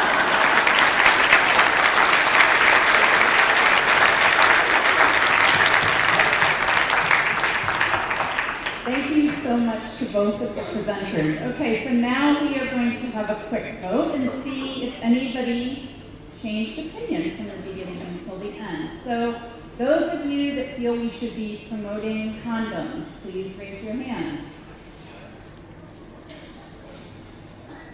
Okay, and those that feel we should be promoting a full range of contraceptive methods, raise your hand. Whoa. Okay.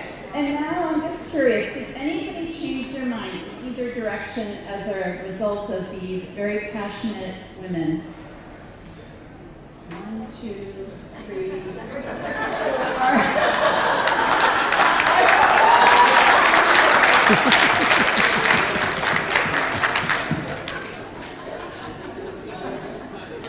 Okay, so I just want to quickly wrap this up and say this has been a really wonderful debate. It has been an ongoing debate for many years in this field, and I think it differs depending on what perspective we're coming from. If we're coming from a purely public health perspective, it is often that argument, right? That there's only one method out there that protects against unwanted pregnancy, STIs, HIV. It's hard enough to get adolescents to use any method, so why not channel our efforts into promoting the one method that's going to offer the greatest benefit? If you're coming at it from a rights-based perspective, ultimately the issue of choice is fundamental. And if you're coming at it perhaps from just a family planning, cure, pregnancy prevention angle, you may actually be much more focused on what are the most effective contraceptive methods, and those are the ones that we should be promoting. So I think both of these ladies did an excellent job presenting that range of perspectives. And please join me in thanking them both for an excellent debate.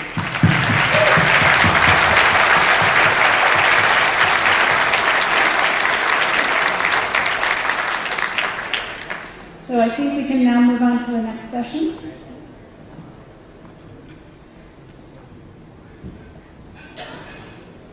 Thank you so much. We'd like to thank our speakers as well as our session chair. We must say the session was quite interesting and engaging as well. So, ladies and gentlemen, as it is said that in countries like India where women don't have that much of say when it comes to family planning, definitely long-acting reversible contraceptives work, but then you just can't go with one and ignore the other. It's just a choice that you have to make depending upon the reality. And now, let's take this further. So these days, these 3 days have been amazing. We've got to hear some amazing and incredible, speakers, discussions, fruitful discussions have come out, and we hope that our mission to re-inspire each one of you in making efforts of improving the health of adolescents have fulfilled. And now to take this further, it gives me immense pleasure to invite on stage somebody who's inspired all of us. Yes, she's a mentor, she's a guide, and she definitely helped us in making these 3 days quite fruitful. Please put your hands together for none other than Professor Susie Sawyer. And I would also request Mr. David Cross to please join me on stage. Can I do a applause for both of them, please, once again? Thank you.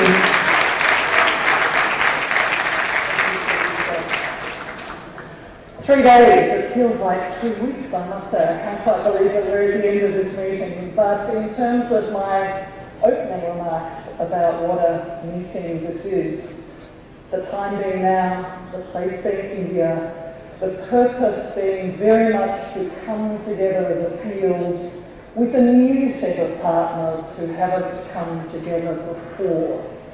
I've certainly learnt, I have been challenged, I have been inspired, and I've also had fun. But I'd like to now kick off our closing ceremony, and we have a feast of lots of different pieces that we're putting together in closing, and I'd like to invite David Ross, our co-chair of our International Scientific Committee, to kick us off. Great. So just to mention, by the way, that the nutrition break, we decided to skip it and put it afterwards because then we can finish and you can then go and enjoy your tea and coffee immediately. We're going to start by 3 videos count. Yeah, thank you. So the PowerPoints. There's only 2 of them. That's great, yeah. So, which is called Young Voices Count, which aims to follow 10-year-olds in 2016 through to 2030, when they will be 24-years. So, as mentioned, they are the SDG generation, they've been called, the 10-year-olds, through to 24-year-olds. And to get their opinion on what's happening to them in their lives and where they're going. So we're starting with the 10-year-olds, and then we'll be moving on to a wonderful program that's been going on during this conference and before it, a collaboration between India and France, where young people, adolescents, have done an exchange visit. First of all, the young people from India went to France, and there was a workshop there where they worked together on adolescent health-related issues. And then here at this conference, they've been meeting again before it and during it. And we will then see 2 short videos that they've prepared. One mainly around sort of 15-year-old-ish, and another by those around 19. So if we could now have the first video, please, the one that's under David Ross, the Young Voices Count video, and then we'll move on to the other 2 videos.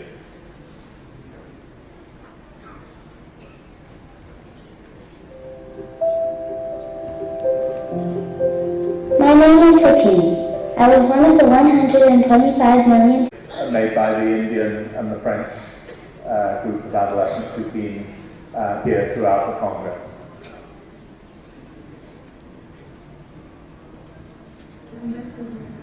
There will be no change, or at least no international change, because we have the mutual signal between yes and against, because there is no representatives of countries, but I hope there is someone who can make a good change. I think the workshop had a great experience. We all learned from each other and met amazing people. I think that I took part of something bigger than me, and it's an amazing feeling. And our workshop asks a big question: who can understand other adolescents? Who can understand adolescents better than other adolescents? And I think it's a big question. My first impression was very difficult to understand people because they speak very quickly. But it was very interesting to do this workshop, and the audience it was very invested in the workshop. I would like to give a piece of advice to adolescents. Don't say what adults want, say what you want. Because in our group there were many problems to be heard, but in the end I could express myself through the workshop. For me, the conference was really constructive, but it was strange to listen to discussions about us, teenagers, without teenagers. It's difficult to understand an adolescent if you are not an adolescent. So I think that it should have more teenagers in the Congress. I think it was interesting to share with young people, but it was difficult to understand them because they had a different language of us. It was also interesting to speak with people of other culture and other countries, but it was difficult to speak in another language. I would like to say that if you have a dream or something you want to do but you think is impossible, make everything you can to realize this project because involved in drafting a youth charter for us. Please come and join us on the stage, and I very much look forward to you sharing what you would like to share with us. Thank you, Susan. A very big and warm hello to all. It's my privilege and feels great to connect with such a diverse group. Youth scholars who are invited and participated in this Congress represent an inclusive and multi-country group. Some of them are students, some of them are working in health and development issues, some of them are youth advocates for respective area of their work, interest area of their work. These adolescents and young people who are engaged around 9 key priority issues of their interest throughout the Congress via Youth Hub, a space where they all were supposed to voice out their thoughts and share their experiences. And it was a very enriching experience to hear the bright ideas, where the creativity was also integrated into their ideas, which made it more catchy, more impressive, and more acceptable for the implementation.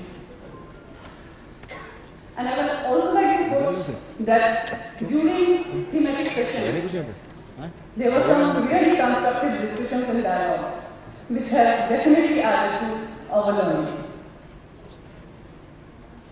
With all the amazing activities the youth were engaged during the conference, the group has come up with a summary of all the discussions and dialogues in the form of a charter, which they will be reading in a while.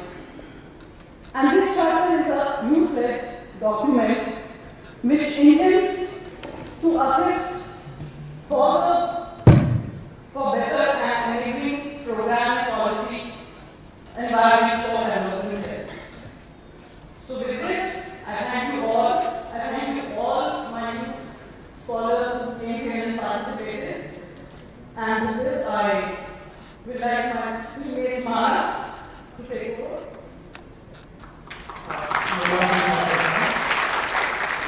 As Mami already mentioned, the conference is actually organized for 100 plus youth delegates to be part of what's happening over here. And from the White Foundation, together with Mamata, we had the activities specially created for that. Young people who were here at the conference felt it's important to draft their thoughts into a charter that lays out what should be priorities for the academy. We have lots of conversations on how to engage young people meaningfully in adolescent health and young people's health program. So this is one of the ways in the future that we form young people. What should be priorities for investment within adolescent and young people's health. So without taking any more time, this to say that group over here is representing all the delegates to be part of this Congress. And from amongst the drafting committee that came together was nominated by all the delegates, there's a nominated 3 people who will be formally releasing and presenting this charter, which will be available later for announcements as well as to see online as well at the website. Just without taking any more time, referring to young people who represent what they feel are representing.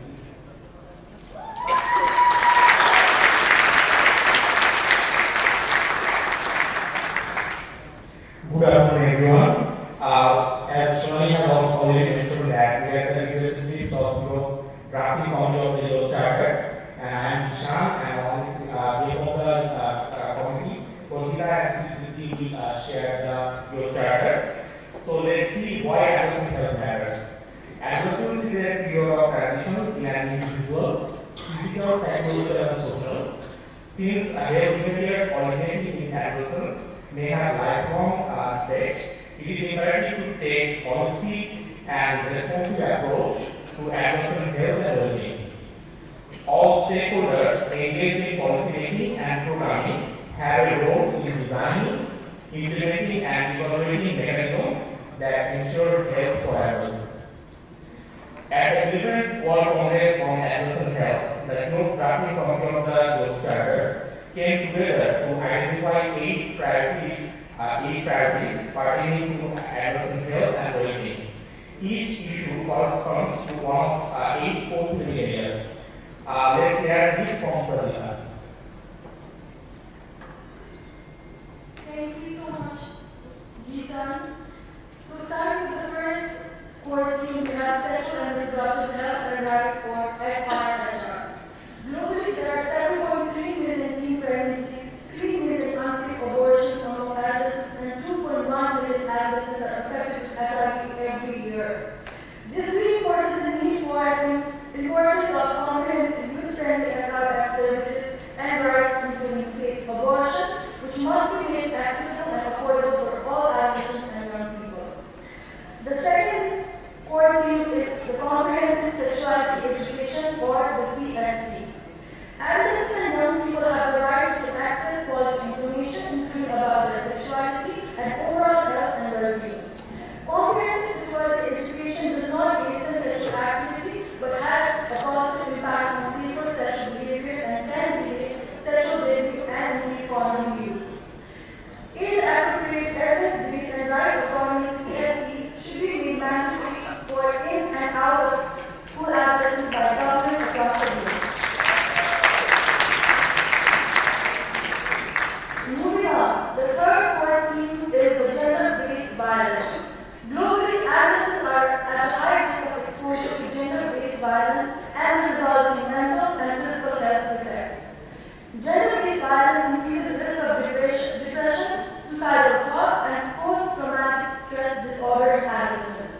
As a result, proper access to psychological, trauma-informed health services, inclusive of empowerment and residency trainings for adolescent survivors of gender-based violence and for adolescents of all gender identities and sexual orientation, is a key priority area for improving health outcomes for adolescents.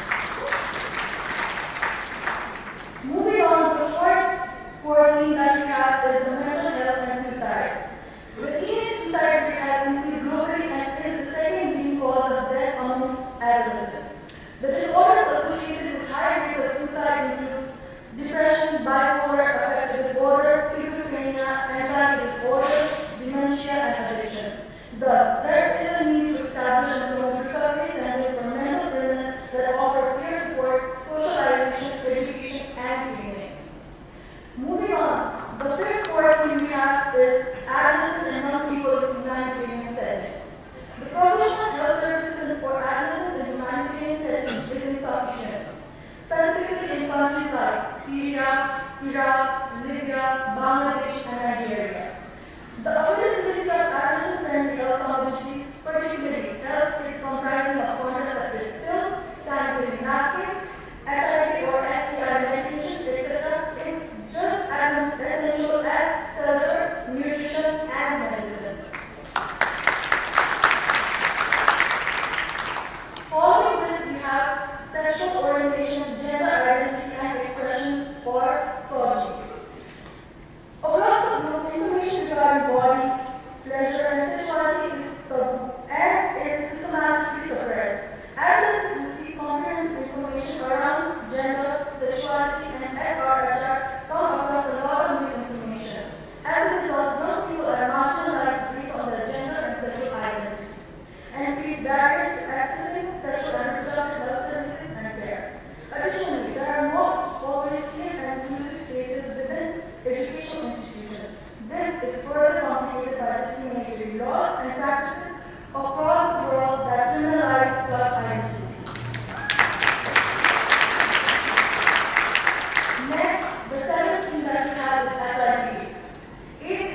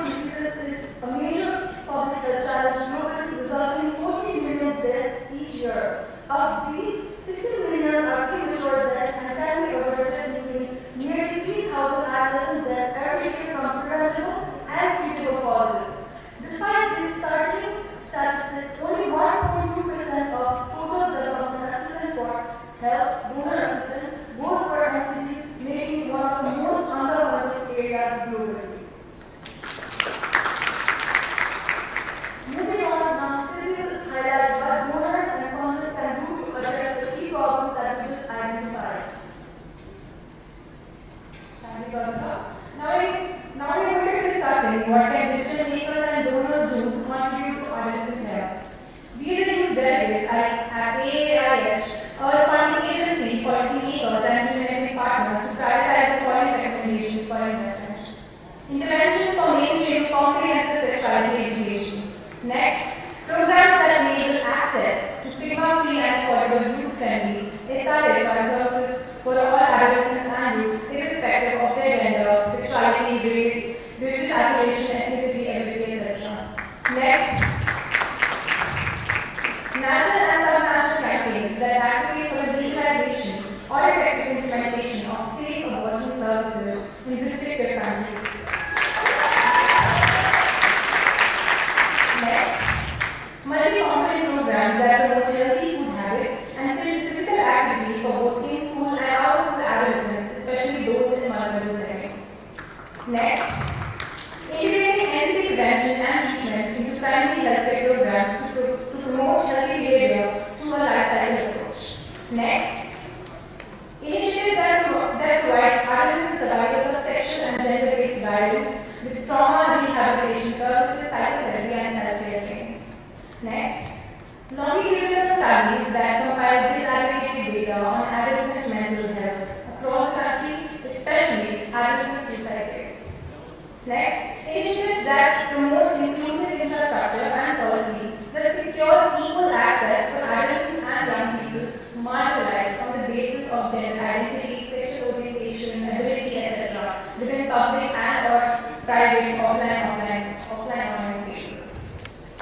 The role of young people in understanding and realizing healthier and more informed societies is the first step to empower adolescents and youth towards positive youth development. Young people, as a constituency, comprise adolescents, and therefore they are best placed to advocate alongside adolescents and represent their needs and concerns. Thus, the Youth Charter makes a strong case for all adolescents and young people to be viewed as equal and active stakeholders, whose meaningful participation at all levels, local, national, or international, is critical towards ensuring that adolescent health policy and programming is consistent with their on-ground youth realities. In the area, we urge policymakers and funders to focus on policy, practice, and participation in adolescent health programming. Thank you.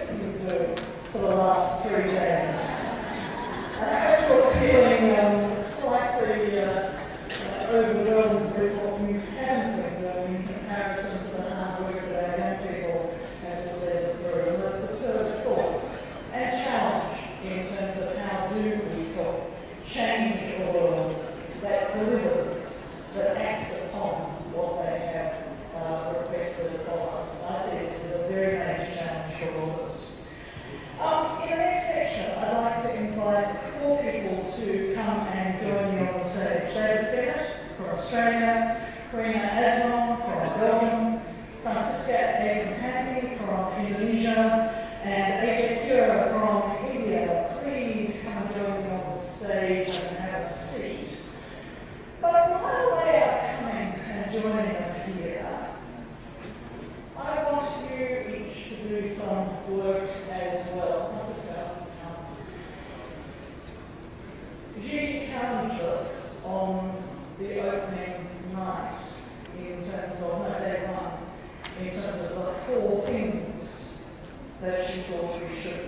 doing.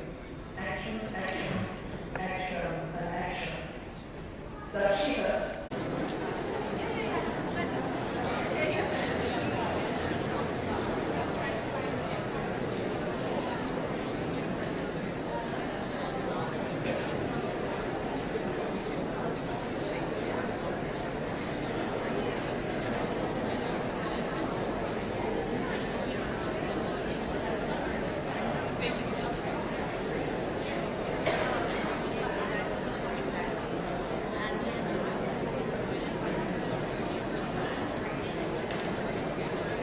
Years ago now, and have been incredibly impressed over these years of knowing her in terms of being a leader for adolescent optimism in Tunisia. But I was called over when Francis shared with me yesterday what she was planning on doing when she's going home for the rest of the time. Thank you, Susan. I feel so blessed. I'm so thrilled and so inspired by this amazing meeting.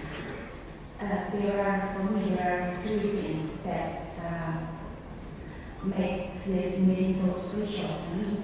The first one is that it's a multidisciplinary meeting, so I really learned a lot of new paradigm in so many aspects of adolescence. Secondly, of course, the youth participation. They are as an audience, they become the speaker and delivering sessions. And we heard in this meeting, I heard that those young people in their early 20s, speaking about human rights, empowerment, social structure, and other complex and difficult things, that when I flash back to my youth in my early 20s, I think I was only thinking about my exam and boyfriend, nothing else. So I feel so amazed by these very talented and brilliant young people that we have here. And the third is that, of course, this meeting provides us a global network, amazing global network. But I think network is too formal. For me, I prefer to call it as a family, because everyone is so friendly to one another and willing to help one another. So yeah, we are a family in the same patients and adolescents and speaks the same language of adolescents. So we are a family with Susan Sawyer as the mother. And so yeah, we will change our parents for years. So yeah, I really want to have the same family when I go back home. So a family where everyone who cares about adolescents can take part. Health professionals, teachers, anthropologists, journalists, politicians, anyone, especially parents and also their youth, of course. And we have emissions delegates up to 27 coming to this Congress, and 5 among them are the youth delegates. And we had a little discussion this morning, and we agreed to start to develop the Mission Society for Adolescents' Health. And we step by step, hopefully with this, our family in Indonesia, we can walk and thrive together with our 45 million Indonesian youth. Thank you.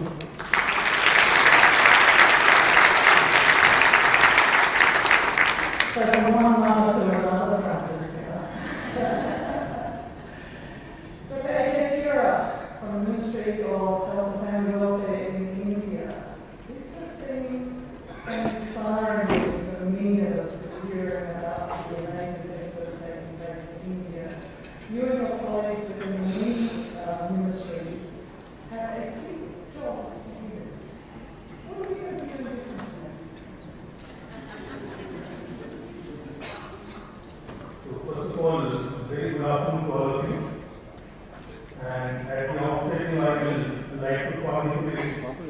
the International Fixation of the University and the Mountain Institute for organizing such an important congress.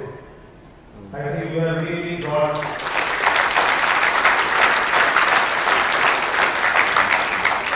adolescent health at a real center stage, and I consider this particular congress as a great, advocacy booster activity for policymakers, for implementers working in the field of adolescent health. I think this is a really great achievement of the Congress. Now, I have three kinds of take-home messages as a policymaker working in the Ministry of Health. Here, one of the important messages which I remind that adolescent health programs or adolescent health outcomes for that matter, they are mainly dependent on great partnerships. We have to engage the youth organizations, and we have to have real convergence in this. Unless convergence, partnerships, engaging youth in the discourse, we will not be able to achieve our real adolescent health outcomes. I think that is one of the critical messages, and we as the policymaker will do our best to take this, the power of partnership, forward.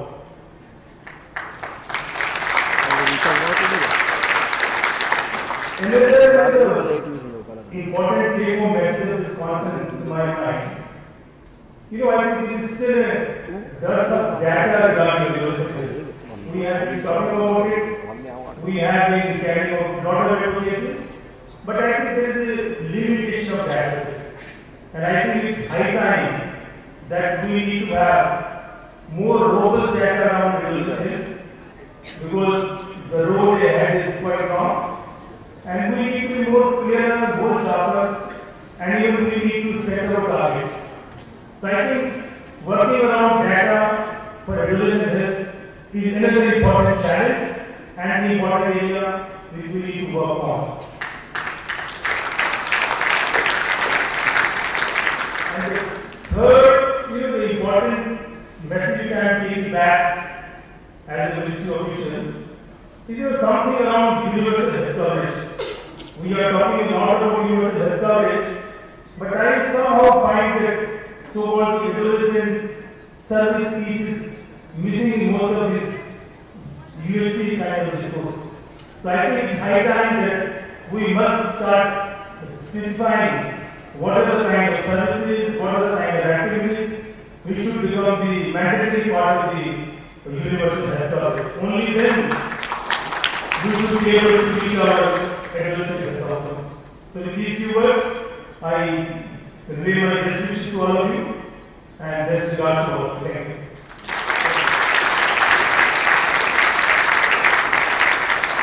Thank you to the four of you very much, and I look forward in the feedback to hear some of your own reflections that you can share. Now I'd like to invite Sunil Iaah, Executive Director of MET, colleague, friend, fundraiser extraordinaire, conference host extraordinaire, father, husband, male, sleeper,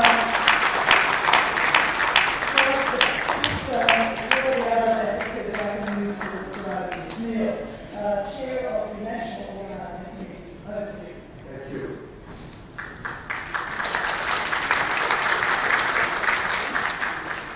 Very emotional. Okay. Not yet today as I was 3 years back, but very emotional. It's been an amazing journey. To begin with, let me say, I would be faltering if I don't say, Dr. Iaah, you're the one. That's the I fall, I feel that in every step. My sincere thanks to our health minister. Let me say this to you. We couldn't have done much with the health minister of India, Mr. J.P. Nada, whom I met, and was so positive about that in saying, yes, we need to do it, and we will carry forward. And believe me, at that point of time, it was not that, it was not heritage. It was only adolescent health which he was committed to, and he agreed to support every aspect of it. And that's where the journalism started, when the ministry came on board, and believe me, I'm being very, very blunt here, it was difficult to get it out. Extremely. Extreme. All your people sitting here, please take it back. It was not easy. Don't include David Ross in this, right? He was not the WHO at that time. He was the David Ross of the past who was carrying on. But it was extremely. It was just enough 4 or 5 months, and when the ministry came on board, then UN came on board. And it was so nice to see that UN came on board, a lot of things started happening. Believe me, 6 months back, we had no resources, not handless. $5,000 given to us by my dear friend Bruce State. Bruce State, can you join me here? Please.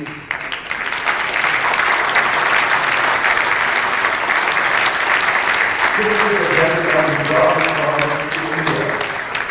And I think this is the right flag, the big picture.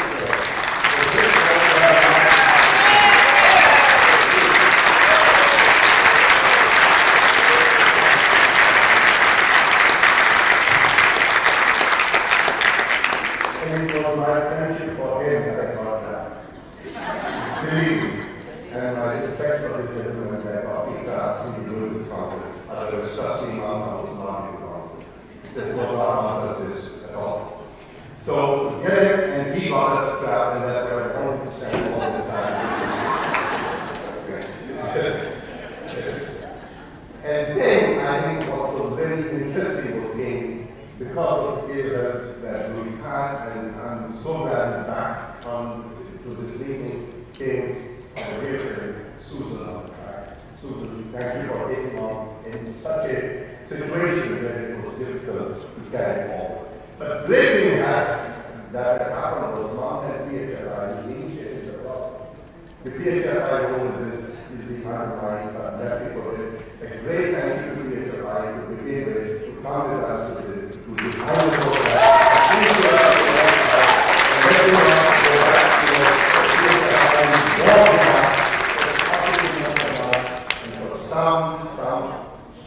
whatever reasons they are not here, as part of the Congress, those things that they are here with us as a professional association supporting us inside the forums.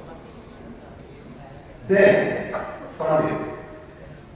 I really mean IH, to be honest with you, IH what is this IH? I have to explain to everyone what is this IH. And you must do it in the next time, let IH know to everyone what IH is all about. And I think it was difficult to explain to people what is this IH. And with the website, the other countries of it was not so elaborated. So I think one solution that I would humbly request for IH to make it a strong body and stronger body and stronger body. And I'm sure that it should go to the next step. It will be great to see that happen. And finally, I would say that also the money is very limited. Tony showed in his slide that the funding for adolescents is practically negligible or practically not there. To get donors to fund adolescents was extremely difficult that people whomsoever they could raise funds was because India is driving RPSK. India is believing in adolescents, and I think donors came on board because they felt that India was driving adolescents, and many of them came and supported. And by now, we had 16 donors last 6 months. And we must say thank you to each one of them. I'm not going to name them here, but all of them came with small, big, or bigger pieces to do that. And we ultimately could manage to show that we have. I really want to thank 3 institutions who came very late. The summit in June, the 4 institutions, sorry. The Population Services International, Pathfinder, and Population Foundation of India, and above all, Vital Foundation, to join hands, much later, but they were here at us for everything today. Thank you so much, all of you, coming at the stage of when you were practically at the world saying, we had 1,000 candidates more. I want more people, and they came. They joined hands, and we all came together to take it forward. Now, I really feel it's always seen that this is Sunil Mehra, Anand, or Ashok who have carried this conference. Certainly. I really want to really give a big hand to Mamta team, which is present here.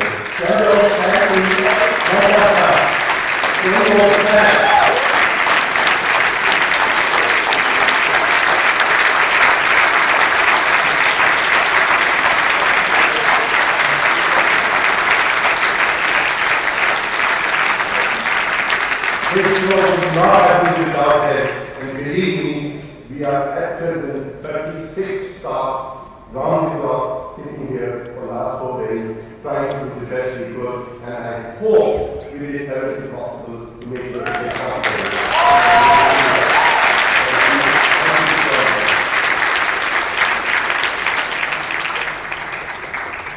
I hope you had a wonderful scientific bonanza.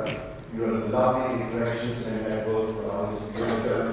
At least I, as an individual, is wiser and 15 years older in about 12 to 15 months. There was tremendous stress and pressure. But I am so glad ultimately that all of us could bring it together, bring it around, and bring it to a point that even on the last day, I see the house almost full, which is unusual to have. 3 cheers to all of you. Thank you, everyone. And thank you for being here. Thank you, Susan. Thank you, Iaah, for being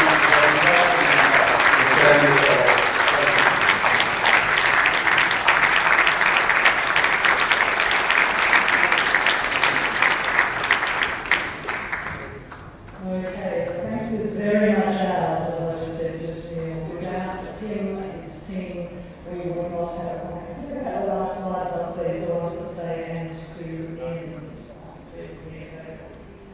Okay, yesterday we celebrated 4 awards from Iaah, the Iaah Founders Awards, which are contributions to adolescent health, locally, nationally, or globally, to people who have also made an incredible contribution to the International Association for Adolescent Health. Linda Berger, Samira, Carlos, and Sylvina, congratulations to you.